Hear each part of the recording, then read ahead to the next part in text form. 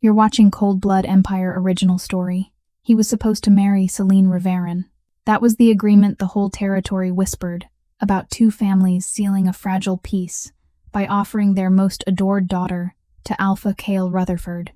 People said Kael was ruthless even by Alpha standards. A man who didn't argue. He decided. Then, on the morning of the ceremony, everything cracked. Selene vanished from her dressing room like smoke. Her silk veil lay on the floor. Her bouquet was crushed under a chair leg. And in the hallway, their guardian Verena grabbed Lilith Virelle's wrist so hard it burned. "You will walk," Verena said. Voice steady like this was a normal errand. "You will smile, and you will not embarrass us." Lilith was an Omega, not the beautiful sister, not the chosen one, not the one the songs were written for. She was the girl people asked to step aside so Selene could shine. So when Lilith reached the altar and looked up at Kael, she expected anger, rejection, punishment.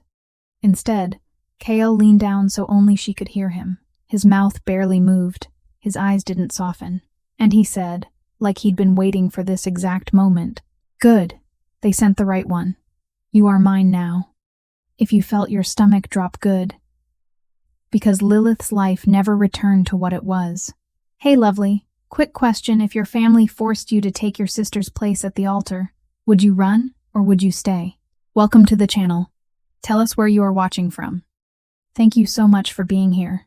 It really means the world to me. I'm working toward 10,000 subscribers. And if Lilith's and Kael's story is already pulling at your heart, please hit that subscribe button for Cold Blood Empire, smash the like, and drop a comment telling me where you're watching from. It helps more than you know. Alright, thank you. Now let's get back to what happens when Lilith realizes the ruthless Alpha never wanted Selene at all. The morning of Lilith's forced wedding arrived wrapped in chaos and dread. Lilith Virelle stood in her small bedroom in the east wing of the Virelle estate, pressing her palms against the fabric of a dress that did not belong to her. It was deep burgundy silk with intricate beadwork along the bodice, pulled from storage like a relic Verena had been saving for this exact emergency. The fabric smelled like cedar and smoke, like it had been stored somewhere far away for a very long time. The dress fit perfectly, too perfectly, like it had been made for her body instead of Selene's. That should have been her first warning. Downstairs, she could hear Verena's voice cutting through the walls like a blade wrapped in silk.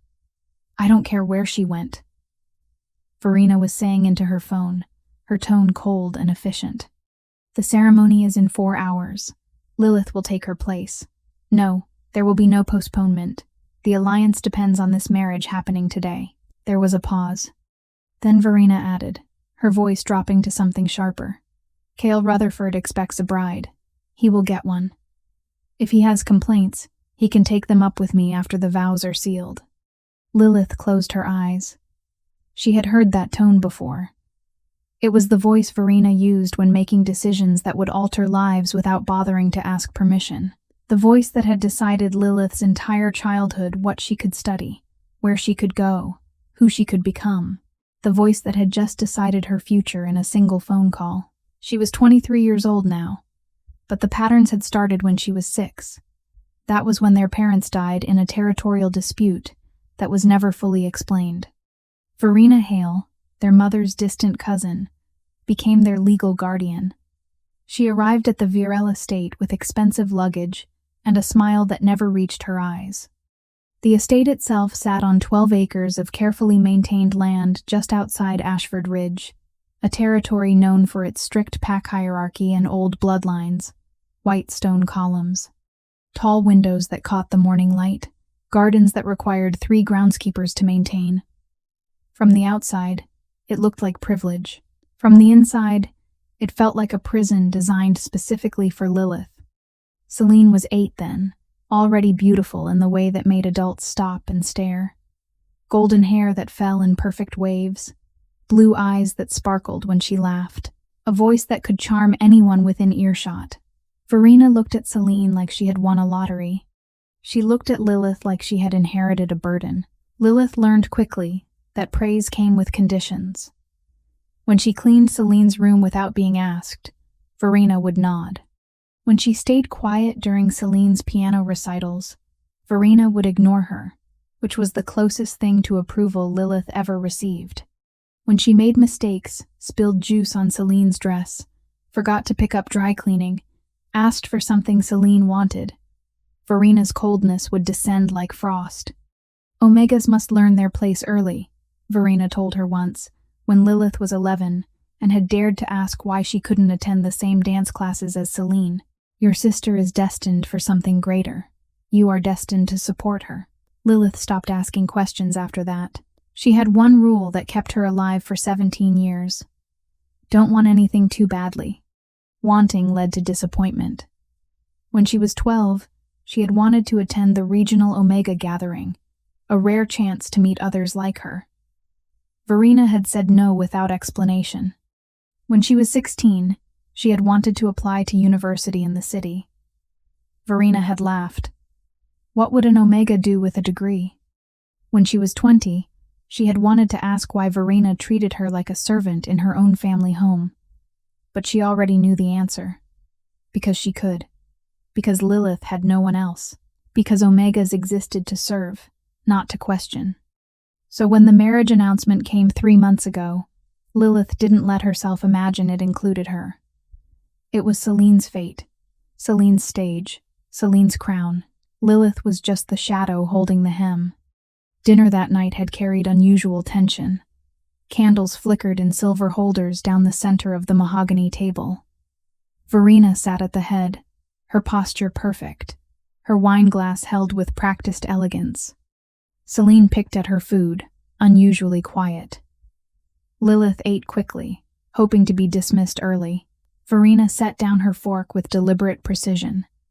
The sound made Lilith flinch. Girls, Verena said, I have news that will change our family's future. Selene looked up, curious. Lilith kept her eyes on her plate. Alpha Kael Rutherford has agreed to a marriage alliance with our family, Verena continued.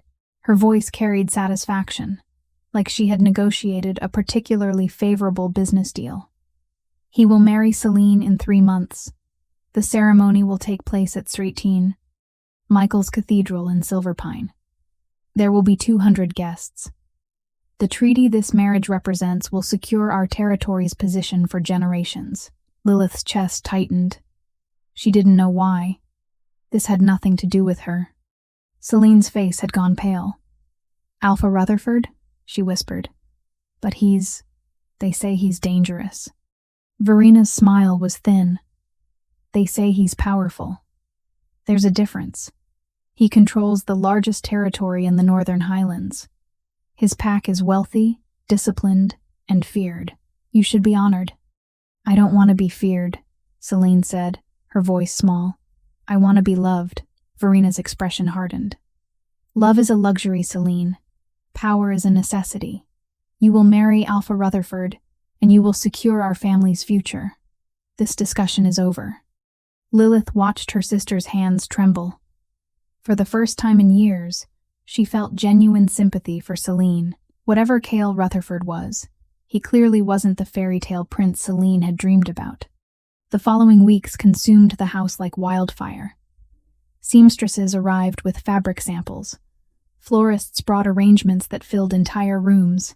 Verena hired a wedding planner from New York City, who spoke in rapid sentences and treated everyone like assistants. Lilith was given tasks: address the invitations, organize the seating chart, pick up Selene's dress from the boutique downtown, confirm the catering order. No one said thank you. No one asked if she had time. It was simply expected. One afternoon, Sabine arrived. She was Selene's closest friend, sharp-eyed and ambitious, the daughter of a pack beta from a neighboring territory. She swept into the house like she owned it, carrying shopping bags from expensive stores. Lilith, Sabine said without greeting. Selene needs her shoes from the car, the silver ones. Lilith set down the invitation she was addressing and went outside.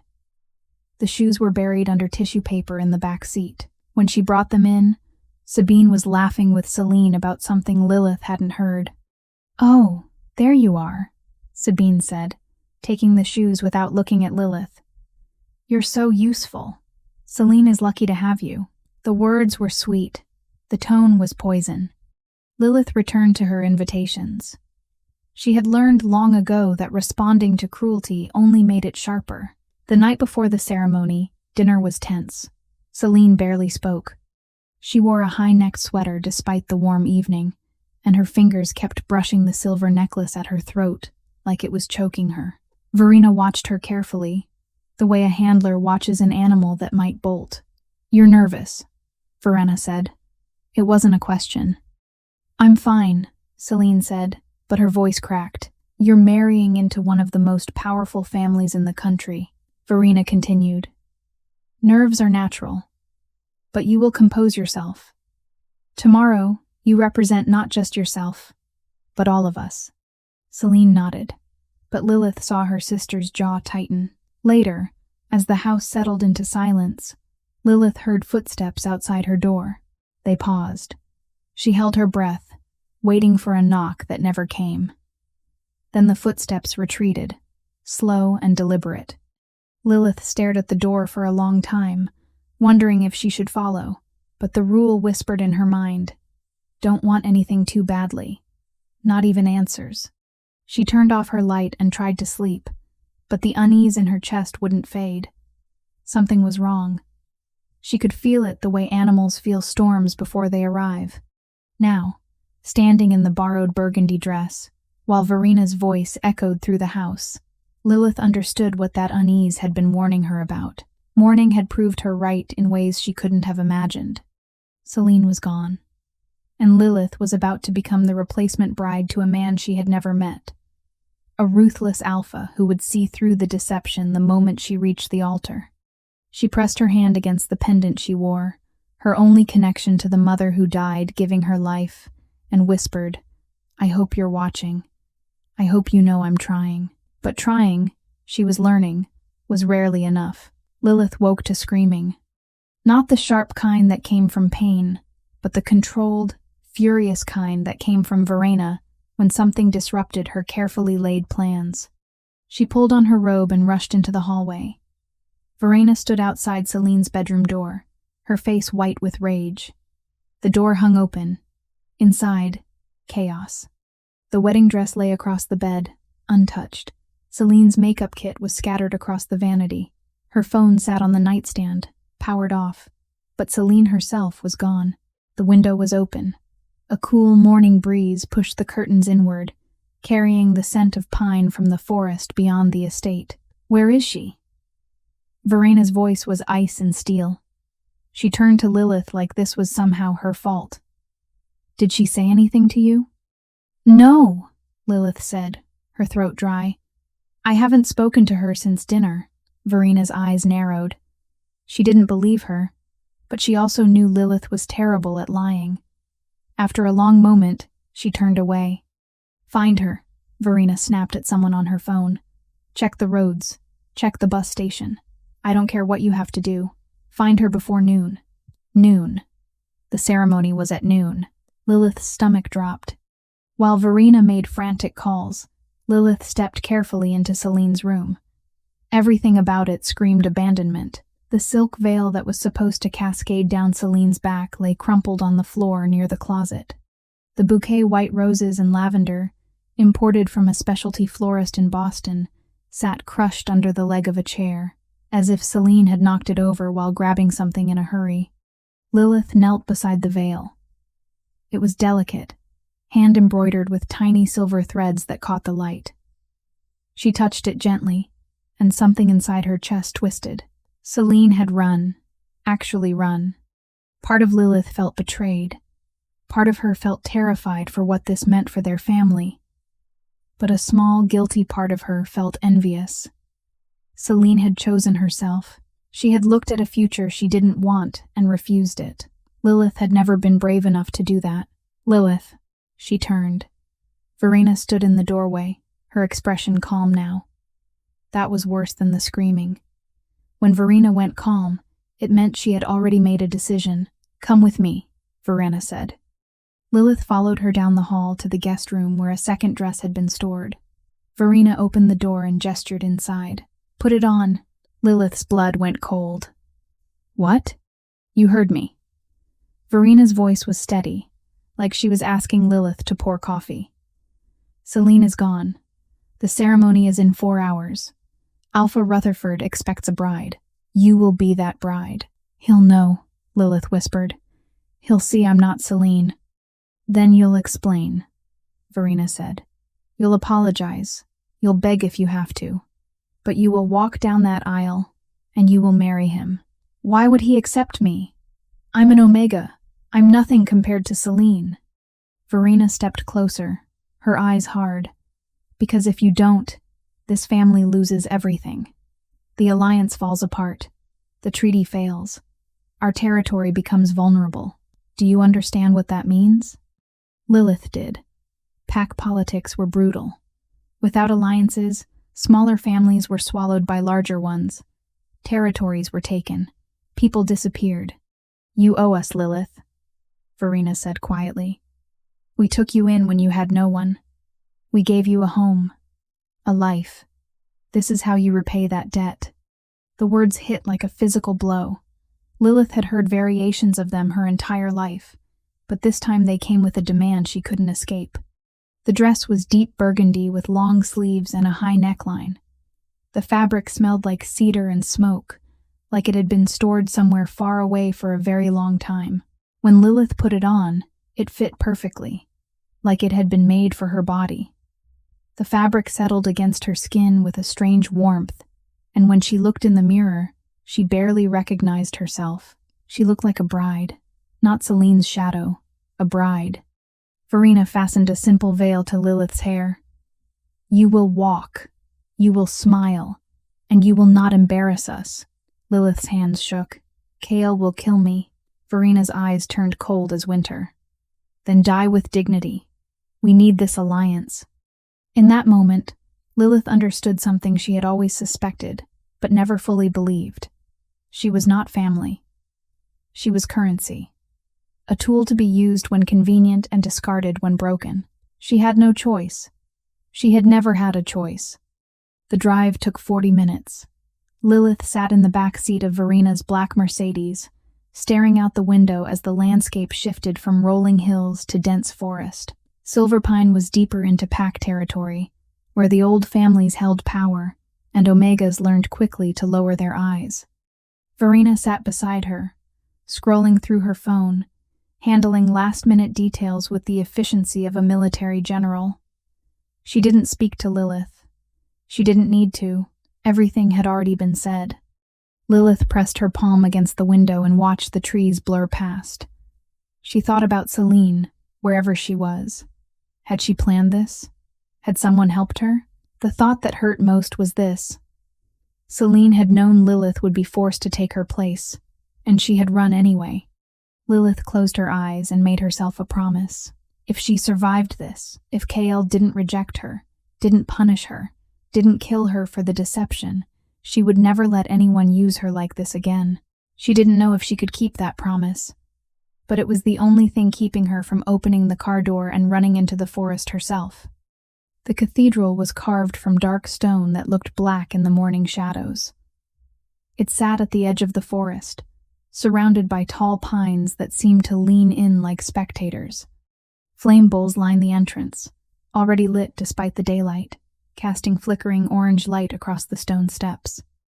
Warriors stood at attention on both sides of the entrance. They wore formal black suits, but their posture screamed military precision. Their eyes tracked the car as it pulled up, cold and assessing. Lilith's heart hammered so hard she felt dizzy. Verena opened the door and stepped out first, smoothing her dress with practiced grace. She turned and offered Lilith her hand, her expression perfectly composed. Remember, Verena said quietly, you represent our family. Act accordingly. Lilith took her hand and stepped out of the car. The air smelled like pine and smoke and something else, something wild that made the hair on the back of her neck stand up. She forced herself to walk up the steps. Every warrior's gaze felt like a brand. They knew. They had to know. An Omega didn't belong here. Inside, the cathedral was even more intimidating. Vaulted ceilings, stained glass windows depicting wolves and moons and ancient battles, rows of guests dressed in formal attire, their conversations dying as Lilith entered. And at the front, standing perfectly still beside the altar, was Alpha Kael Rutherford. He didn't turn. He didn't acknowledge her arrival. But somehow, Lilith knew he was already aware of exactly who had just walked into his cathedral. She was walking into a trap. And there was no way out. The music started. Traditional, heavy, the kind that felt more like a funeral march than a wedding processional. Lilith's legs felt like stone, but somehow they carried her forward. 200 guests. Verena hadn't been exaggerating. The cathedral was full of pack members, territory leaders, and people whose names Lilith had only heard whispered with fear or respect. They watched her walk with expressions ranging from confusion to barely concealed disgust. An Omega, in a wine-red dress, walking toward an Alpha who had been promised someone else entirely. Lilith kept her eyes forward because looking anywhere else would have shattered what little composure she had left. The veil blurred her vision just enough to create distance from the judgment pressing in from all sides, and then she saw him clearly.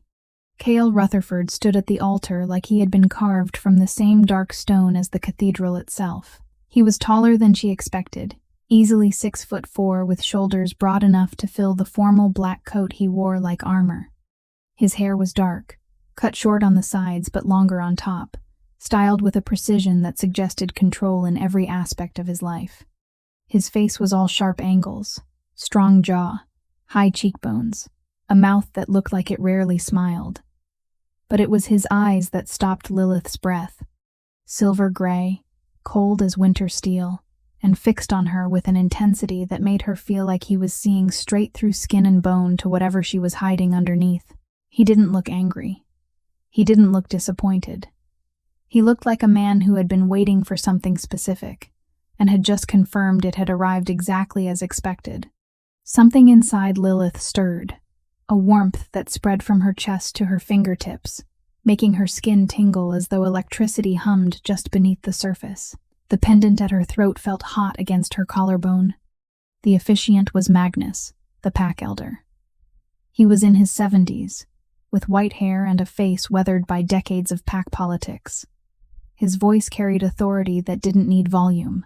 "We gather today," Magnus began, "to witness the union of Alpha Kael Rutherford and—" He paused. His eyes flicked to Lilith, then to Verena in the front row, then back to Kael. Waiting for correction, waiting for someone to stop this. Kael didn't move, didn't speak. Magnus cleared his throat and continued, "And Lilith Virelle." A ripple moved through the crowd. Whispers erupted like sparks. "That's not Selene. The Omega sister? What is she doing here? Where is Selene Reverend?" Lilith's face burned. She kept her eyes down, counting her breaths, trying not to collapse from the weight of 200 stares. Kael's hand moved, just slightly, a gesture so small only those closest to the altar would have seen it, but the whispers stopped immediately. Complete silence. That was power. The kind that didn't need threats, just presence.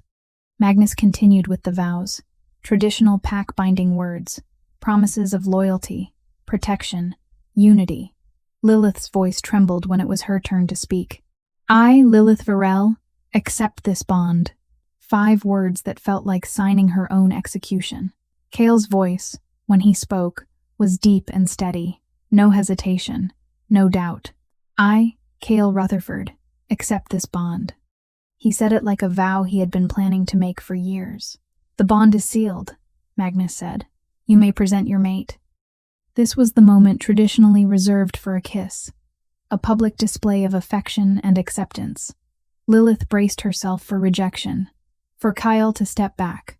To announce this was a mistake.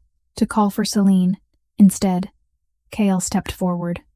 He moved with the deliberate grace of a predator, each step measured and purposeful. He stopped directly in front of Lilith, close enough that she had to tilt her head back to meet his eyes. Slowly, he reached up and lifted her veil. Lilith's breath caught. She waited for his expression to change when he saw her face clearly, waited for disgust, for anger, Kael's expression didn't change at all. His silver-gray eyes studied her with the same intensity as before, moving over her features like he was memorizing them, or like he was confirming something he already knew. His hand moved to her waist, not grabbing, just resting there, firm, possessive, a touch that sent heat through the fabric of her dress and into her skin. He leaned down, and for a second Lilith thought he was going to kiss her. Instead, his mouth stopped beside her ear, close enough that his breath made her shiver. When he spoke, his voice was low, quiet, meant only for her.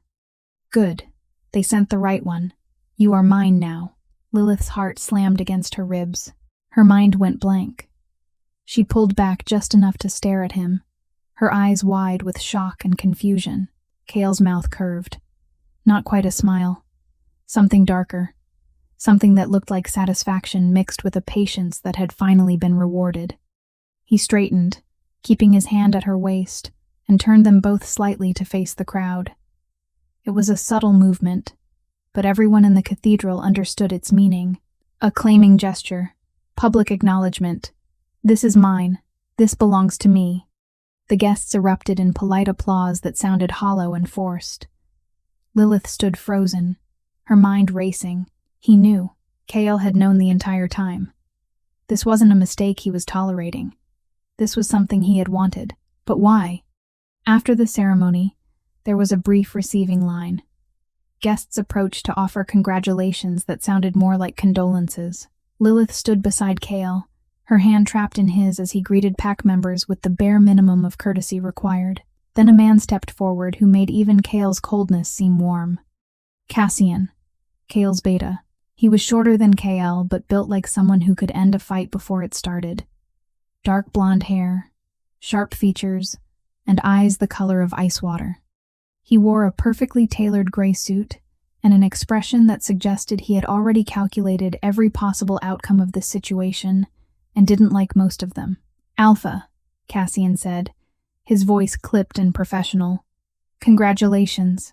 Thank you, Cassian, Kael replied. Cassian's gaze shifted to Lilith. He didn't bother hiding his assessment. He looked at her the way someone might look at a questionable business investment, skeptical, calculating, waiting for proof of value. Mrs. Rutherford, he said. Not a greeting. An acknowledgement of title without warmth. Lilith swallowed. Hello. Cassian's eyes narrowed slightly. Then he turned back to Kael and said something in a language Lilith didn't recognize. Pack dialect, probably. Old language reserved for warriors and alphas. Kael responded in the same language, his tone final. Cassian's jaw tightened, but he nodded and stepped away. Lilith felt like she had just been discussed like an object, assessed and catalogued and filed away under potential problem. As the receiving line ended, an older man approached. He moved quietly, with the kind of careful grace that came from years of observing, without being noticed. Lucian, the pack healer. He had gray streaks in his dark hair and lines around his eyes that suggested he smiled more than most pack wolves. But he wasn't smiling now. He was staring at Lilith with an expression that made her deeply uncomfortable. Recognition. Like he had seen her before, even though Lilith was certain they had never met. Alpha, Lucian said. May I have a moment? Kael's hand tightened slightly on Lilith's. Later. It's important, Lucian insisted, his eyes still on Lilith. I need to examine. Later, Kael repeated. His voice didn't rise, but the finality in it was absolute. Lucian hesitated, then nodded. But before he turned away, he looked at Lilith one more time. His expression had shifted from recognition to something that looked almost like concern. Welcome to the pack, Mrs. Rutherford, he said quietly. I hope you find what you're looking for here. The words sounded like a warning disguised as a blessing. After he left, Lilith turned to Kael. What did he mean? Lucian says a lot of things, Kael replied, already guiding her toward the exit. Most of them are irrelevant, but Lilith saw the way Kael's jaw had tightened, the way his shoulders had tensed just slightly. Whatever Lucian had seen when he looked at her, it mattered. And Kael didn't want her to know why. The drive to Kael's estate took over an hour. They traveled deeper into pack territory, where the roads turned from pavement to gravel, and the trees grew so thick the sunlight barely penetrated. This wasn't the civilized edge of Silverpine. This was wilderness. Old territory where pack law was the only law that mattered. The Rutherford estate emerged from the forest like something out of a dark fairy tale. It wasn't a house. It was a compound. A massive stone structure built into the hillside, 3 stories tall with wings extending in both directions. Guard towers flanked the entrance. High stone walls surrounded the property, topped with iron spikes that looked decorative, until you realized they were designed to keep people out or in. The gates opened automatically as their car approached. Warriors stood at attention just inside, their eyes tracking the vehicle with the same cold precision as the ones at the cathedral. Lilith's throat went dry. This wasn't a home. This was a fortress. Kael hadn't spoken during the entire drive. He sat beside her in the back seat, his presence filling the space, even in silence. Lilith had tried twice to ask questions, but the words died before they reached her lips. Now, as the car stopped in front of the main entrance, Kael finally spoke. "Welcome to your new home." The words should have been warm. They weren't. They sounded like a cell door closing. The interior matched the exterior, all dark wood and stone, with high ceilings and windows that let in just enough light to see but not enough to feel welcoming. Portraits lined the walls, generations of Rutherfords staring down with expressions that ranged from stern to outright hostile. Kael led Lilith through the main hall without explanation. Pack members watched from doorways and corridors, their expressions carefully neutral. But Lilith felt their judgment like physical weight. They entered what could only be described as a throne room, a massive space with a fireplace large enough to stand in, a long table that could seat 30 people, and at the far end, a raised platform with 2 chairs that looked more like thrones than furniture. Cassian stood near the fireplace, arms crossed. Magnus, the elder who had officiated the ceremony, sat in one of the chairs at the long table, and Lucian leaned against the wall near the window, watching everything with those 2 knowing eyes. They had been waiting. Kael guided Lilith to the center of the room, then stepped slightly away from her, not abandoning her, just creating enough space to make it clear she was the focus of this gathering. "Explain," Magnus said. His tone wasn't cruel, but it demanded truth. Kael looked at Lilith, waiting. Lilith's hands trembled. She clasped them together to hide it. "Selene ran away this morning. My guardian insisted I take her place to preserve the alliance. And you agreed?"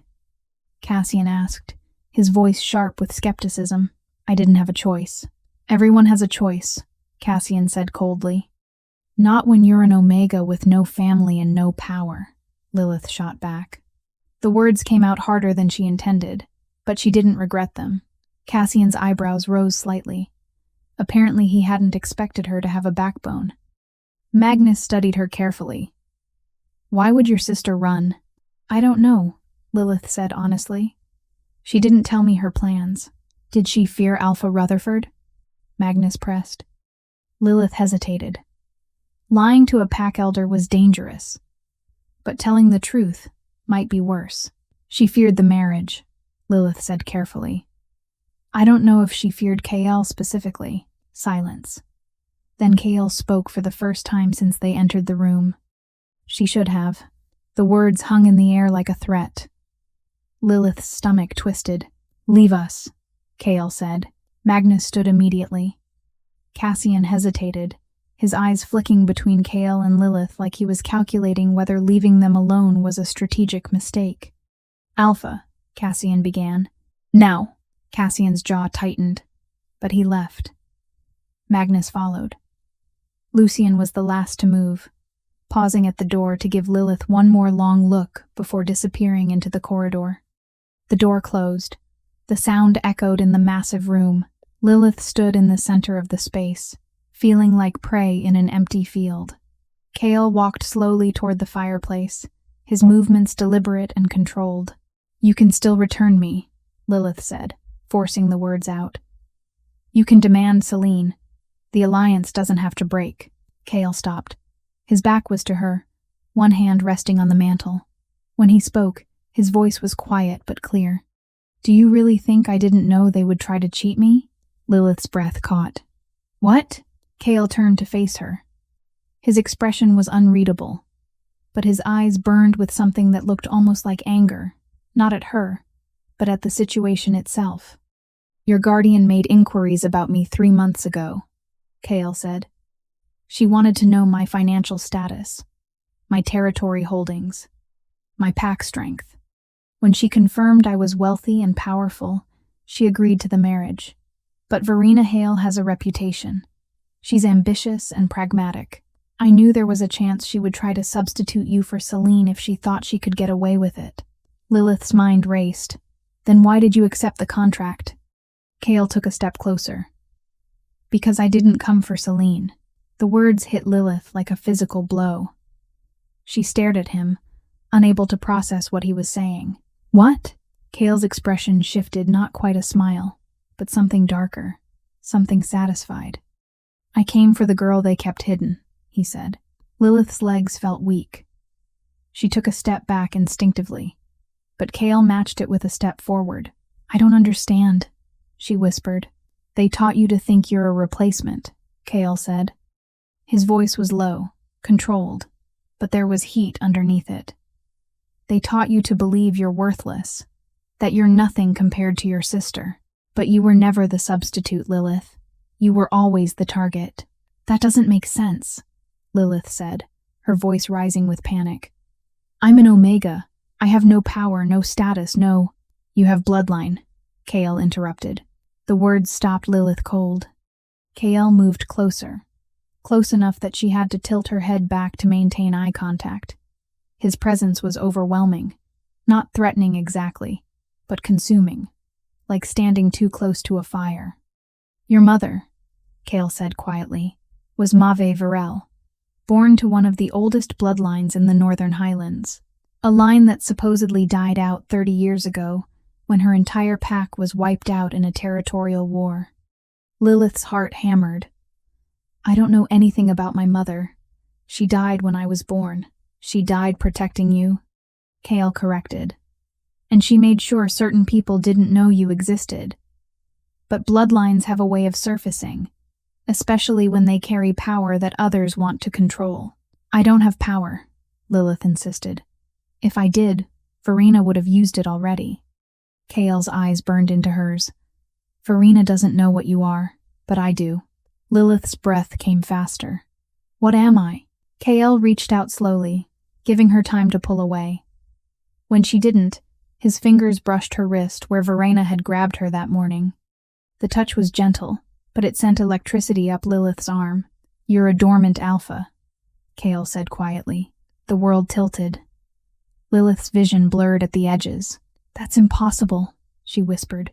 Women can't be alphas, and I'm an Omega. Everyone knows. Everyone assumes, Kael corrected, because you were raised to suppress everything that makes you dangerous. But I've been tracking your bloodline for 2 years.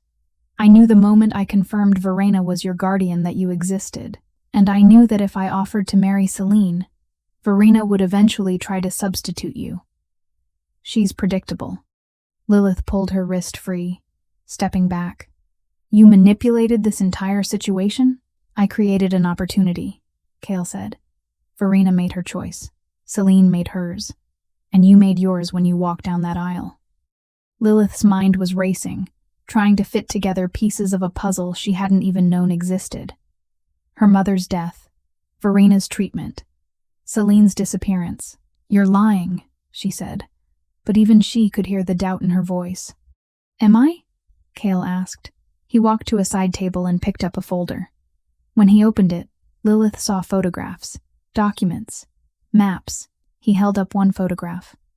A woman with dark hair and gray eyes that looked eerily familiar. Your mother, Kael said. Omega Virelle, Alpha of the Thornwood Pack until she was betrayed by her own beta and hunted by rival territories who wanted her bloodline erased. Lilith stared at the photograph. The woman looked young, maybe 25. She stood in front of a forest, her posture strong and confident, nothing like the weak, tragic figure Lilith had always imagined. "Why would anyone want her bloodline erased?" Lilith asked. Kael set down the photograph. "Because Thornwood Alphas had an ability that others feared. They could bond with other Alphas without submitting. They could unite territories without war. They were peacemakers in a world that profits from conflict." He moved closer again, and this time Lilith didn't step back. "Your mother survived long enough to give birth to you," Kael continued. "Then she disappeared. Most people assumed she died, but I think she went into hiding. I think she knew that if anyone discovered you existed, they would either try to use you or kill you." Lilith's hands shook. "If this is true, why didn't Verena know?" "Because your father hid it," Kael said. "Thomas Holloway married Verena to give you a normal childhood, to keep you safe by keeping you invisible. But he died before he could tell you the truth." Tears burned Lilith's eyes. "Then why are you telling me?" Kael's expression softened just slightly. It was the first time Lilith had seen anything approaching gentleness in his face. "Because hiding won't keep you safe anymore," he said. "And because you deserve to know who you are." He reached out again, and this time his hand closed around hers with firm warmth. "Tell me, Lilith," he said quietly. "Do you really think it was an accident that Selene disappeared?" Lilith's breath caught. The question hung between them like a blade. "You think someone helped her?" Lilith whispered. "I think someone wanted to make sure you ended up exactly where you are right now," Kael said. "The question is, was it to protect you or to expose you?" Before Lilith could answer, the door burst open. Cassian entered without knocking, his face tight with urgency. "Alpha," he said, "we have a visitor. Soren, the human hunter. He says he has information about Selene Reverelle." Kael's eyes went cold. His hand tightened on Lilith's. "And?" Kael prompted. Cassian's gaze flicked to Lilith, then back to Kael.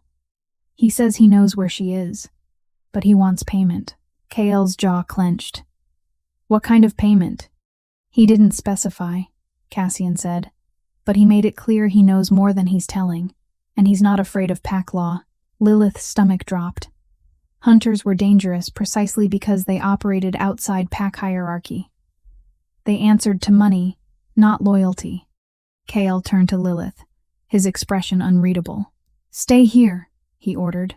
"No," Lilith said before she could stop herself. "If this is about Selene, I need to hear it." "This isn't your concern," Kael said. "She's my sister," Lilith shot back. "That makes it my concern." For a long moment, they stared at each other. Lilith expected him to refuse, to assert his authority, to remind her she was his property now. Instead, Kael's mouth curved in something that might have been approval.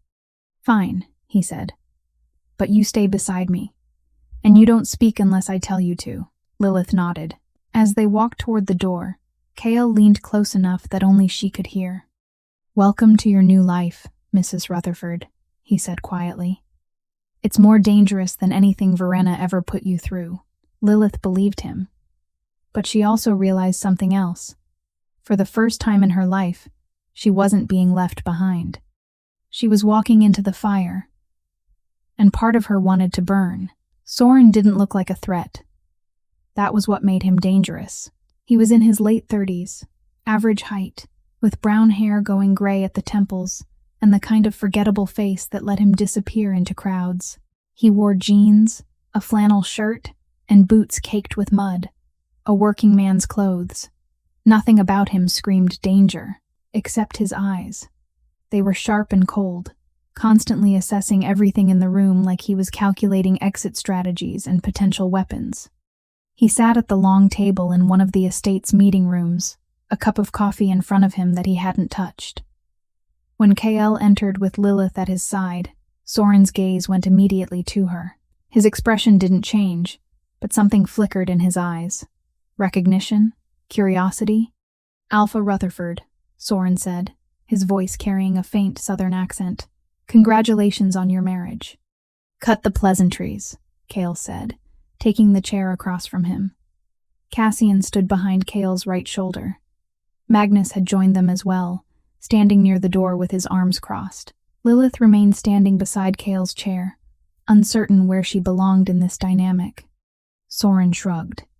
Fair enough. I'll get straight to it. Selene Riveren hired me 3 weeks ago to help her disappear.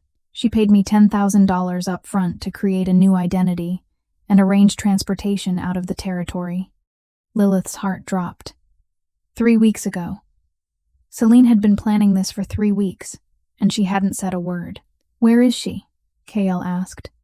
That's the interesting part, Soren said, leaning back in his chair.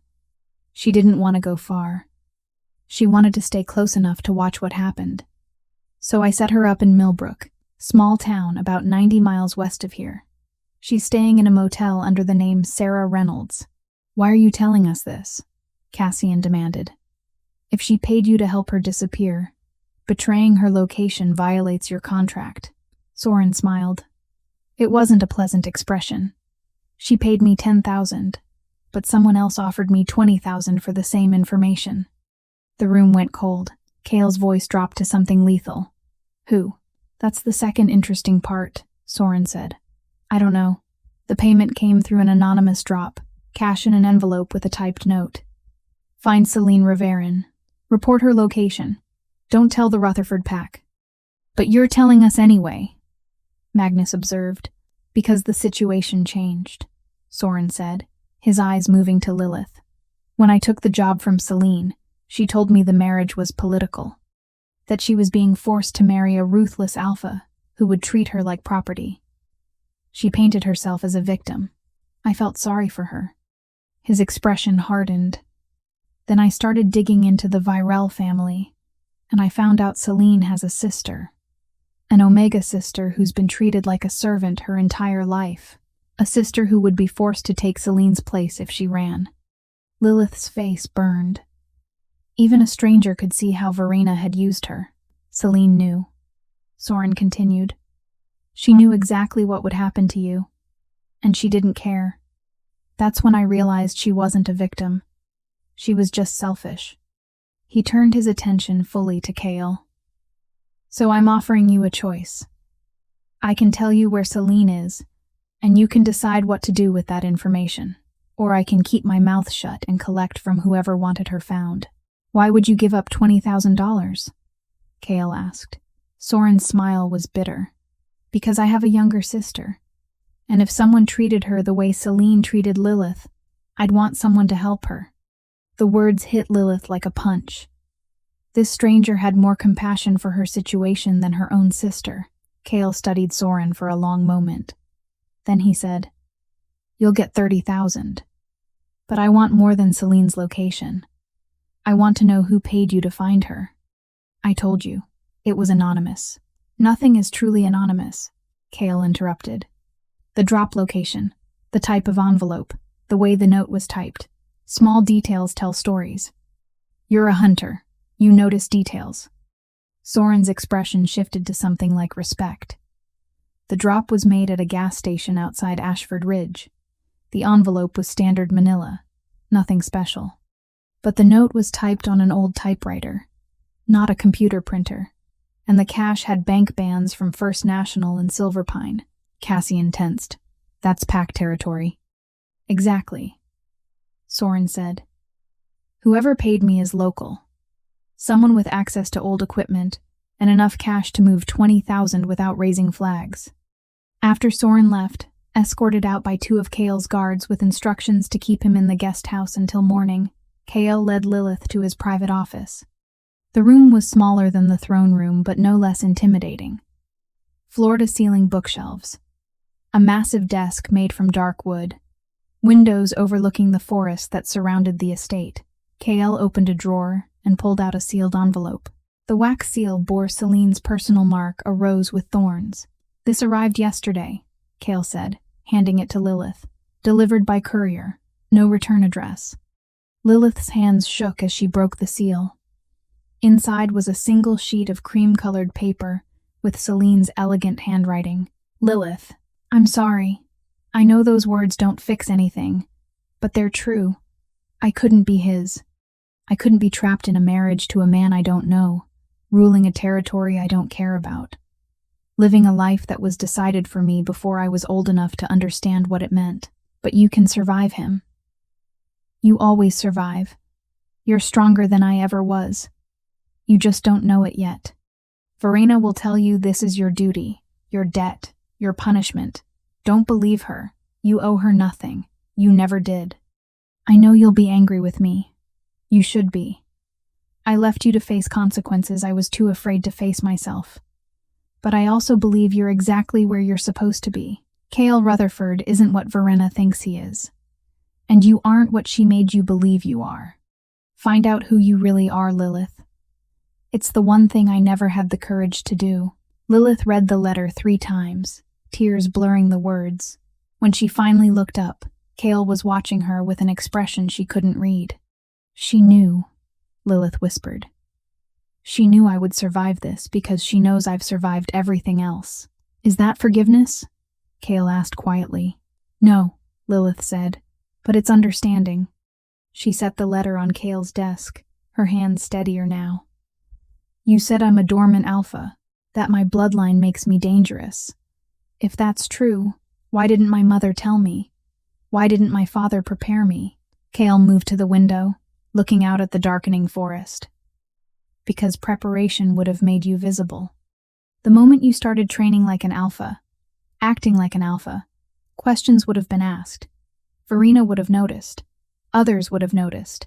Your father chose to keep you hidden, rather than risk losing you the way he lost your mother. But now I'm not hidden anymore, Lilith said. No, Kael agreed. Now you're mine, and that makes you both protected and exposed. Lilith stood and walked to the window beside Kael. The forest beyond was complete darkness, broken only by occasional security lights around the estate perimeter. Why did you really want me? She asked quietly. If I'm a dormant alpha, I'm useless to you. I can't access my power. I can't unite territories. You're not useless, Kael interrupted. His voice was sharp. And I didn't marry you for political gain.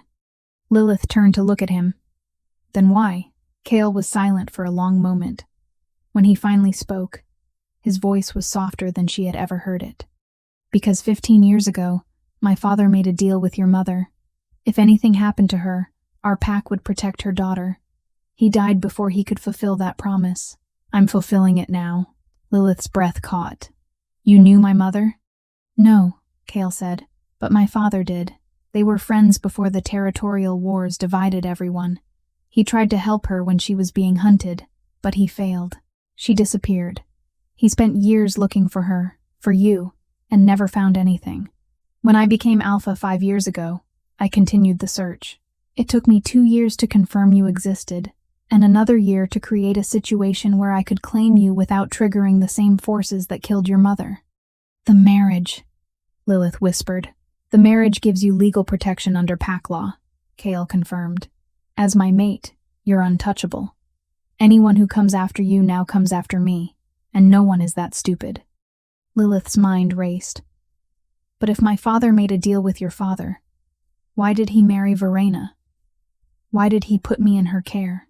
Because he was dying, Kael said quietly. Cancer. He had 6 months when he married Verena. He thought she would provide stability, a normal childhood. He didn't know she would treat you like a servant. How do you know all this? Kael turned to face her fully. Because 3 months before he died, your father contacted mine. He sent letters, documents, everything he had gathered about your mother's bloodline and the people who wanted her dead. He asked my father to watch over you if anything happened to him. My father agreed. Then why didn't your father take me when mine died? Because you were underage, Kael said, and because legally, Verena was your guardian. Taking you would have required challenging her in pack court, which would have drawn exactly the kind of attention we were trying to avoid. So my father watched from a distance. And when I became Alpha, I continued watching, waiting for the right moment. The marriage proposal, Lilith said, the pieces finally coming together. I offered to marry Selene knowing Verena would eventually try to substitute you. It gave me legal grounds to claim you without anyone questioning why an Alpha would want an Omega. But someone is questioning it, Lilith said. Whoever paid Soren to find Selene. They know something. Yes, Kael agreed, his expression darkened. Which means we have less time than I hoped. Time for what? To awaken your abilities, Kael said. Right now, you're vulnerable. Your power is dormant, which makes you dependent on my protection. But if we can trigger your alpha traits, you become dangerous. Untouchable. How do we do that? Kael's jaw tightened. There are ways. Training, exposure to pack dynamics, bonding with your territory. But the fastest way is also the most dangerous. What is it? Kael's eyes locked on hers. A challenge. You have to face a situation where your instincts have no choice but to surface. Where your survival depends on accessing power you don't know you have. That sounds like a death trap, Lilith said. It is, Kael agreed. Which is why I'm not forcing you. This is your choice, Lilith. You can stay dormant and rely on my protection, or you can take the risk and become what you were meant to be. Lilith stared at him. For 23 years, she had been told to be small, to be quiet, to disappear. Now this man, this ruthless alpha who had manipulated an entire marriage contract to claim her, was offering her the opposite. Power, danger, choice. What if I fail? She whispered. Then I'll make sure you survive anyway, Kael said. His hand reached up slowly, giving her time to pull away. When she didn't, his fingers brushed her cheek with surprising gentleness. But I don't think you will. You've been surviving impossible situations your entire life. This is just the first time someone will be standing beside you when you do. The touch sent warmth through Lilith's entire body. Not the uncomfortable heat of fear or embarrassment. Something else. Something that felt like recognition. Before she could respond, a howl echoed through the forest. Long, mournful, and close enough to make the windows vibrate. Kael's expression went cold. He pulled his hand back and moved to the window. That's a warning, he said quietly. From who? Someone who knows you're here, Kael said, and wants us to know they're watching. He turned to Lilith, his eyes burning with something fierce and protective. Whatever happens next, he said, you stay close to me. Do you understand? Lilith nodded, her heart hammering. The game had changed, and she was no longer just a pawn. She was the prize everyone was hunting. Lilith woke to Seraphine, a pack attendant, standing beside her bed with a tray of tea and an expression of carefully controlled worry. Mrs. Rutherford, Seraphine said quietly, the Alpha requests your presence in the council room. Immediately. Lilith sat up, her body aching from tension she had carried through a sleepless night. What's happened? Seraphine hesitated. There's been a challenge. Pack Council. They're questioning the legitimacy of your marriage. Lilith's stomach dropped. 20 minutes later, she stood in the council room, wearing the same burgundy dress from yesterday. She hadn't had time to change, hadn't had time to prepare. Kael stood beside her, his expression carved from stone. The council consisted of 7 members. Magnus was the head. Cassian represented the warriors. 4 others represented different pack factions: elders, healers, merchants, and territory guardians. The 7th member was a woman Lilith hadn't met, middle-aged with sharp eyes, and an expression that suggested she missed nothing. Her name was Isolde.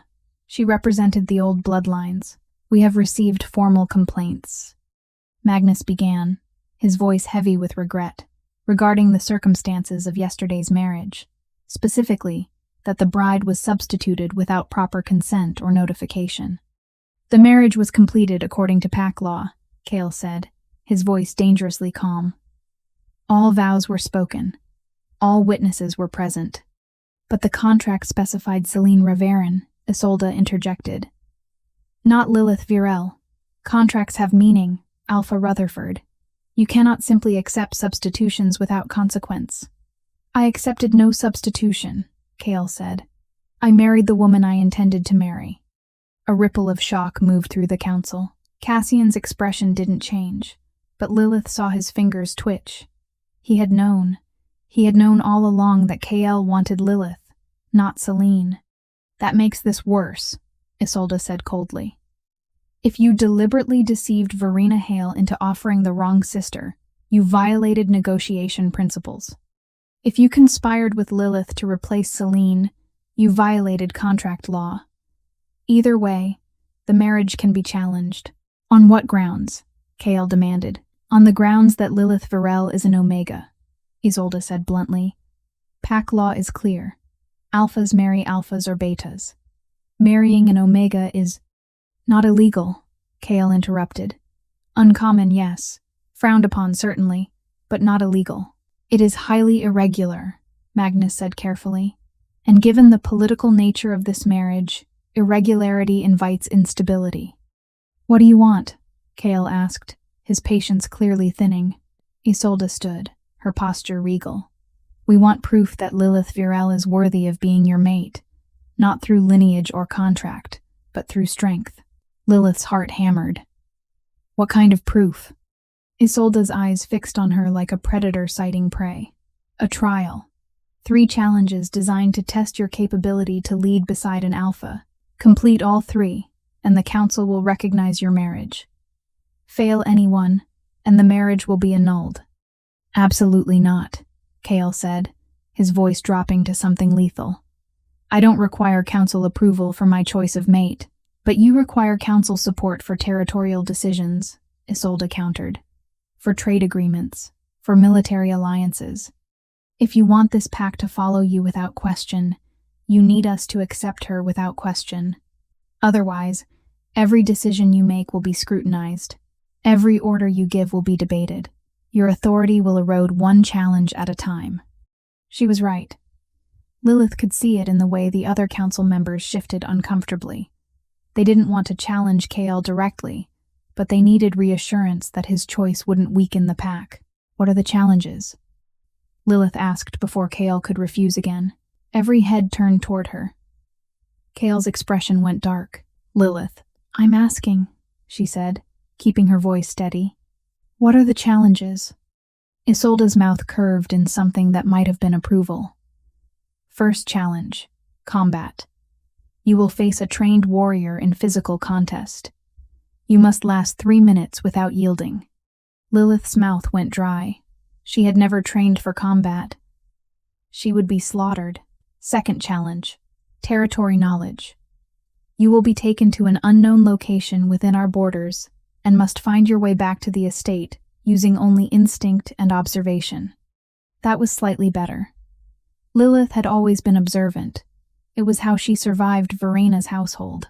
Third challenge, pack bond. You will enter the communal space during the full moon gathering and withstand the combined presence of 50 dominant wolves without breaking. Lilith had no idea what that meant, but the way Lucian's expression tightened suggested it was dangerous. These challenges are designed to break her, Kael said flatly. They're designed to test her, Isolde corrected. If she's truly meant to stand beside you, she'll pass. If not, she left the sentence unfinished. Kael slammed the office door so hard the frame cracked. Lilith had never seen him lose control before, and the rawness of his anger was both terrifying and oddly reassuring. At least now she knew he felt something. You should have let me refuse, he said, pacing like a caged wolf. I don't need their permission. I don't need their tests. But you need their support, Lilith said quietly. Kael stopped pacing. Not at the cost of your life. I won't die. You don't know that, Kael shot back. The combat challenge alone could kill you. You're not trained. You've never fought. You'll be facing a warrior who's spent years learning how to end threats quickly. Then train me, Lilith said. Kael stared at her. We have 3 days before the first challenge. 3 days isn't enough. Then give me what you can in 3 days, Lilith said, stepping closer. You said my power is dormant. You said a challenge might trigger it. Maybe this is that challenge. Or maybe it's the death trap I warned you about, Kael said. Lilith met his eyes. For the first time since this entire nightmare began, she felt something other than fear or confusion. She felt determination. I spent 23 years being told I'm worthless, she said.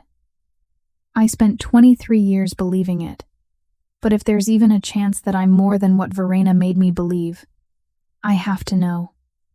I have to try. Kael's expression softened just slightly. And if you fail? Then at least I'll fail trying to be something other than a replacement, Lilith said. For a long moment, they stared at each other. Then Kael closed the distance between them, his hand cupping her face with a gentleness that contrasted sharply with his earlier fury. You're not a replacement, he said quietly. You never were. His thumb brushed her cheekbone, and Lilith felt heat spread through her entire body. Not fear. Something else. Something that made her heart race and her breath catch. Kael's eyes dropped to her mouth, then back to her eyes. If we do this, you follow my instructions exactly. No arguing, no hesitation. Understood? Understood, Lilith whispered. Good, Kael said. His hand dropped, but the warmth of his touch lingered. Then we start training now. The training grounds were located behind the main house, hidden from view by the forest. It was a large open space with various equipment practice dummies, weapons racks, and a fighting ring that looked like it had seen decades of use. Cassian was already waiting, his expression unreadable. You asked me to train her, Cassian said to Kael. It wasn't a question. Can you? Kael asked. Cassian looked at Lilith the way someone might look at a broken tool they were being asked to fix. In 3 days? No. But I can teach her how not to die in the first 30 seconds. That'll have to do, Kael said. For the next 6 hours, Lilith learned exactly how unprepared she was. Cassian moved her through basic defensive positions, teaching her how to protect her head, how to fall without breaking bones, how to use her smaller size as an advantage rather than a weakness. You'll never be stronger than your opponent, Cassian said, correcting her stance for the 100th time. So don't try to overpower them. Use their momentum against them. Make them work harder. Tire them out. I'll be exhausted too, Lilith panted. Yes, Cassian agreed. But you only need to last 3 minutes. They need to defeat you in 3 minutes. There's a difference. By the time the sun set, every muscle in Lilith's body screamed. She could barely lift her arms. But she had lasted the full session without quitting. Cassian watched her with something that might have been respect. You're tougher than you look. I've had practice surviving things I shouldn't have to, Lilith said. Cassian's expression flickered. For just a moment, she saw something other than cold professionalism. Understanding, maybe, or sympathy. Get some rest, he said. Tomorrow will be worse. Lilith lay in bed, too exhausted to sleep, when she heard a knock. She opened the door to find Lucian, the healer, holding a small glass bottle filled with dark liquid. Drink this, he said without preamble. It'll help with the muscle pain. Lilith took the bottle cautiously. Why are you helping me?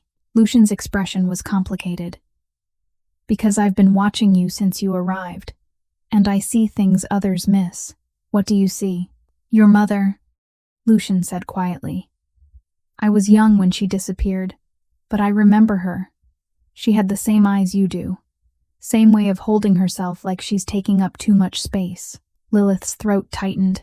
You knew my mother? Everyone knew Omega Virelle, Lucian said. She was brilliant, powerful, and deeply kind. When she disappeared, it broke something in this territory.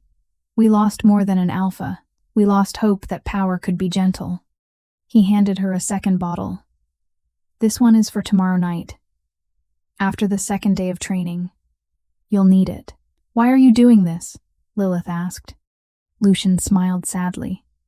Because your mother once saved my sister's life, and because I think you might save all of us, if you survive long enough. He left before Lilith could ask what he meant. She drank the first bottle. The liquid was bitter but warm, spreading through her body like liquid fire. Within minutes, the pain in her muscles faded to a dull ache. She lay back down and stared at the ceiling, thinking about her mother, about power and gentleness, about surviving and becoming. Somewhere in the forest, another howl echoed, closer this time, watching, waiting. Lilith closed her eyes and made herself a promise. She would pass these challenges, not for Kael, not for the council, For herself, for the woman her mother had been, and for the woman Lilith was finally starting to believe she could become. The arena was packed. Every pack member who could stand had come to watch, not out of support, out of curiosity. They wanted to see the Omega bride fail.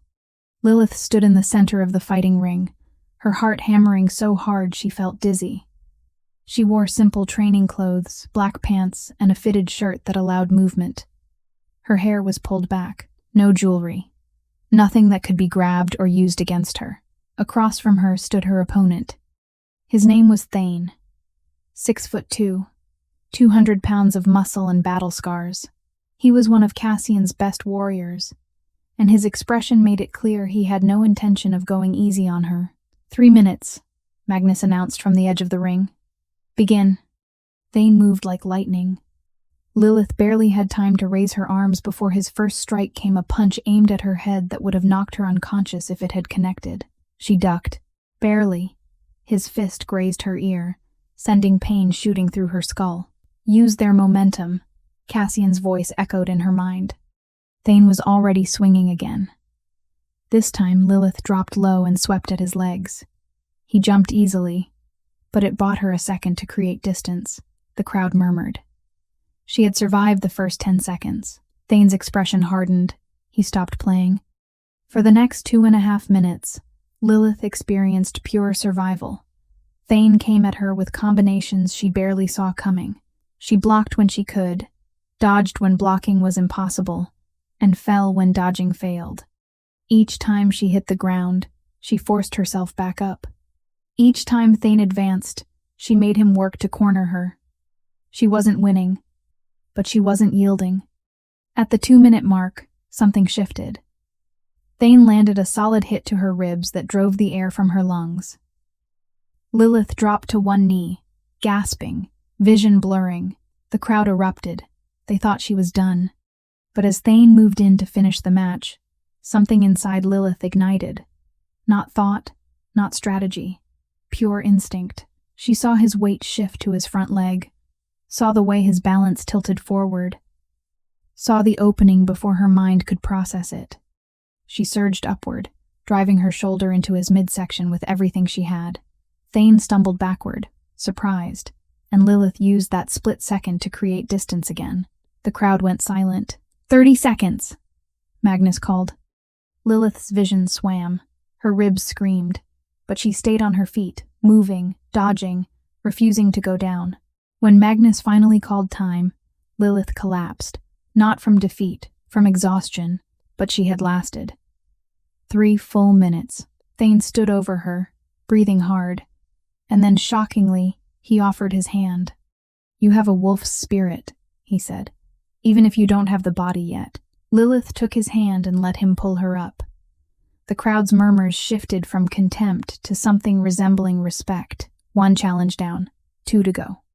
They blindfolded Lilith and drove her for what felt like hours. When the blindfold finally came off, she stood in the middle of dense forest with nothing but the clothes on her back and a canteen of water. Find your way home, Isolde said. You have until sunset. That's 6 hours. Then they left her alone. Lilith stood in absolute silence, her heart racing. She had no compass, no map, no idea which direction the estate lay, but she had something else. Observation skills honed by years of surviving Verina's household. She looked up. The sun was slightly left of center, west-southwest. It was morning, which meant the estate would be east. She started walking, paying attention to everything. The way moss grew thicker on the north side of trees, the direction water flowed in a small creek she crossed, the type of vegetation pines giving way to oaks, which meant she was moving toward lower elevation. 3 hours in, she found a game trail. Animals knew the safest paths. She followed it.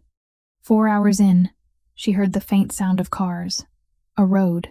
Roads meant civilization. Civilization meant she could orient herself. 5 hours in, she emerged from the forest onto a gravel road she recognized. It led directly to the estate's northern gate. She had done it.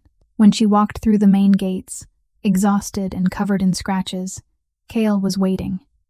His expression was carefully controlled, but she saw the relief in his eyes. 2 down, he said quietly. 1 to go, Lilith replied. The third challenge was the one Lilith feared most, because she didn't understand it. The Pack Commons was an enormous hall with a vaulted ceiling and a massive fireplace. 50 wolves gathered there, all in human form but radiating dominance that made the air feel thick and heavy. You will stand in the center, Magnus explained, and withstand our combined presence. If you break, if you submit, if you flee, if you collapse, you fail. What does withstand mean? Lilith asked. You'll know, Magnus said cryptically. They led her to the center of the room. The moment she stepped into the space, it was like being hit by a physical wave. Pressure, weight, domination. 50 pairs of eyes locked on her, and every instinct in Lilith's body screamed to bow her head, drop her eyes, make herself small. She had spent her entire life obeying that instinct. But not tonight. Lilith lifted her chin, met their eyes, and refused to break. The pressure intensified. Sweat dripped down her back. Her knees trembled. Her vision blurred at the edges. But she remembered Kael's words. You're not a replacement. You never were. She remembered her mother's photograph. The strength in her eyes. She remembered Selene's letter. Find out who you really are. And she remembered the promise she made to herself. Never again. The room seemed to pulse with energy. The wolves' dominance pressed harder, testing her, pushing her toward submission. And then something broke inside Lilith. Not her spirit, something else. A barrier she hadn't known existed. Heat flooded her body. Her skin felt like it was burning from the inside out. Her vision sharpened until she could see every detail in the room, every expression, every shift in posture, every breath. And when she looked at the 50 wolves staring at her, she didn't see predators. She saw Pack. Her pack. The realization hit her like lightning. These wolves weren't her enemies. They were hers to protect, hers to lead, hers to claim. The dominance radiating from her body answered theirs with something they hadn't expected. Authority. The room went silent. Then, one by one, the wolves' eyes dropped.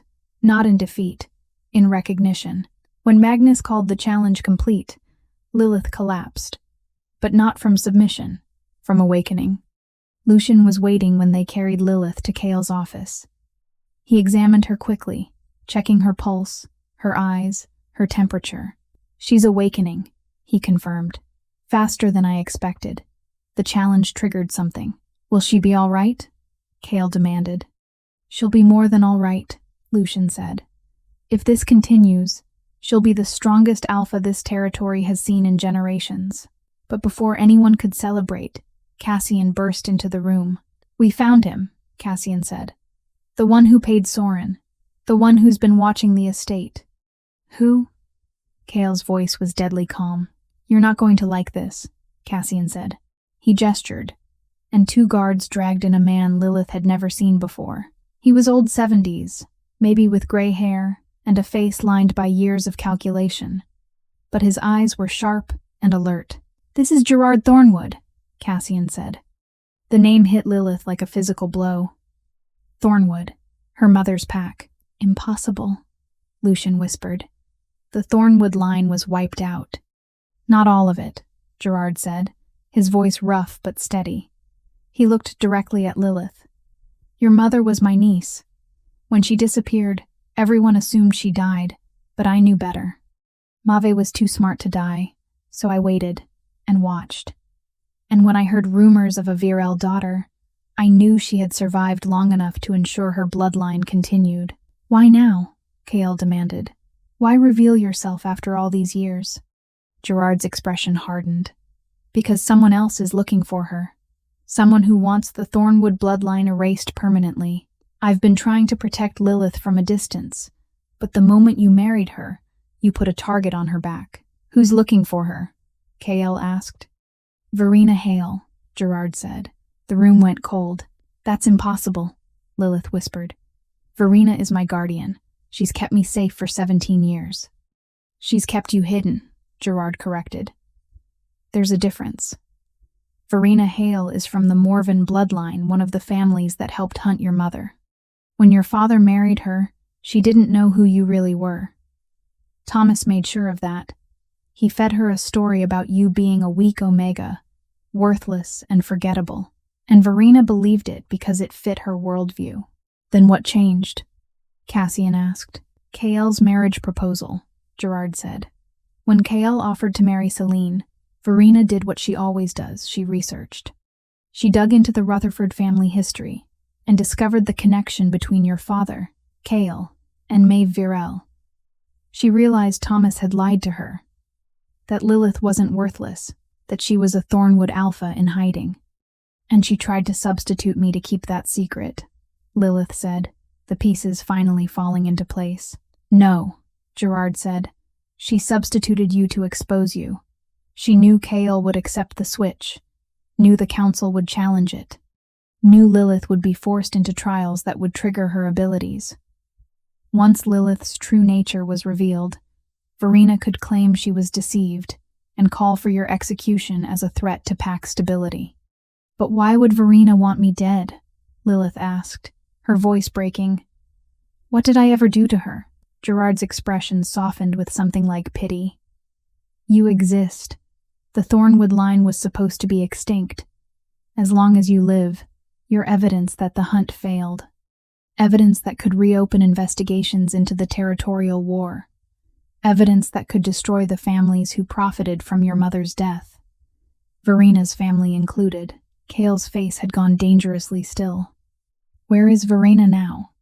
That's why I came tonight, Gerard said. She's on her way here, with the Territorial Council. She's going to demand Lilith's execution as a rogue alpha, operating without registration. And according to old law, she has the right to make that demand. Lilith's world tilted. After everything, after surviving the challenges, after awakening, after finally discovering who she was, it could all end because of a legal technicality. No, Kael said, his voice absolute. I won't allow it. You can't stop the council, Gerard said. Not without proof that Verena is acting in bad faith. Then we get proof, Cassian said. There's no time, Gerard said. She'll be here within the hour. Silence fell, heavy and suffocating. Then Lilith spoke. Let her come. Everyone turned to stare at her. Kael's expression went dark. Lilith. No, Lilith said, standing up on shaking legs. I'm done hiding. I'm done being afraid. If Verena wants to challenge me, let her. But she'll have to do it face to face. And this time, I'm not the scared Omega she raised. I'm a Thornwood Alpha, and it's time she remembered what that means. Kael's eyes burned with something fierce and proud. He crossed the room and took her hand. Then we face her together, he said quietly. You are mine, and I protect what's mine. Lilith looked up at him, and for the first time since this nightmare began, she smiled. No, she said gently. I'm not yours to protect anymore. I'm yours to stand beside. Kael's expression shifted. Surprise, understanding, and something that looked almost like awe. Yes, he said. You are. When Verena arrived an hour later with the Territorial Council, she expected to find a frightened Omega, ready to be dragged away. Instead, she found Lilith Virelle Rutherford standing beside her alpha mate, her eyes silver with awakened power, surrounded by a pack who had recognized her right to lead. And for the first time in 17 years, Verena Hale realized she had made a fatal miscalculation. She hadn't broken Lilith. She had forged her. The real battle was just beginning. But Lilith was finally ready to fight it. The end of Part 1.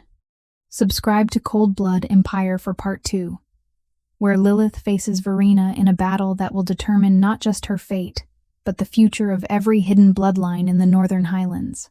Drop a comment telling us where you're watching from, and whether you think Lilith will defeat Verena, or if the real enemy is still hiding in the shadows.